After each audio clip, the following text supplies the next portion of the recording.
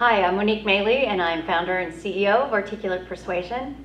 And I'm here to talk to you today about improving team communication, because we all know whether we are leading the team or we are on the team. If there is a miscommunication, things go off the rails. People get mad, morale goes down, retention becomes a problem, the project overruns on time and money. It's nothing but problems.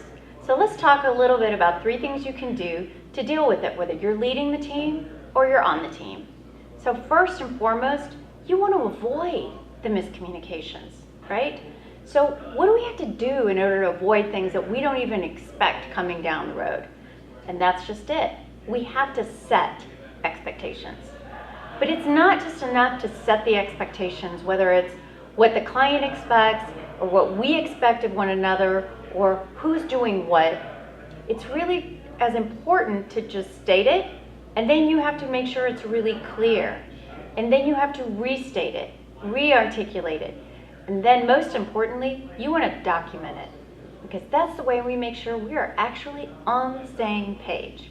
Because the piece of paper says, I'm doing this and you're doing that. The piece of paper says the client wants this.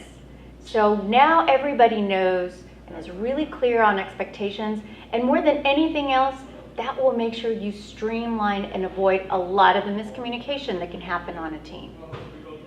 The next thing is, okay, let's say we didn't do that, or let's say we didn't do it well enough or often enough. Now we have to manage that miscommunication and the conflict that arises from that. So whether you are leading that team or it is a miscommunication with the coworker, the first thing you got to do is you got to nip it in the bud. Whatever it is, I can guarantee you, if it happened today and you leave it till tomorrow, it will get worse. Because we go home and we complain about the other person, or we stew in the car in the traffic on the way home. Whatever it is, we are making that problem worse with every moment that we take. So the first key is to really nip it in the bud and have the conversation to realign around what we need to be doing together, making sure the expectations are clear on both sides. Go back to the piece of paper that hopefully you set up in the first place and say, okay, where did we go off the rails? Where did we go wrong?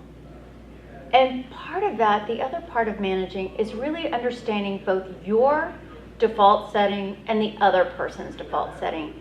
How do I engage with people when I feel we're in conflict, when I feel we have a miscommunication?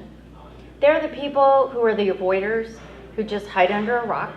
They're the people who are the confronters, who just want to challenge and argue.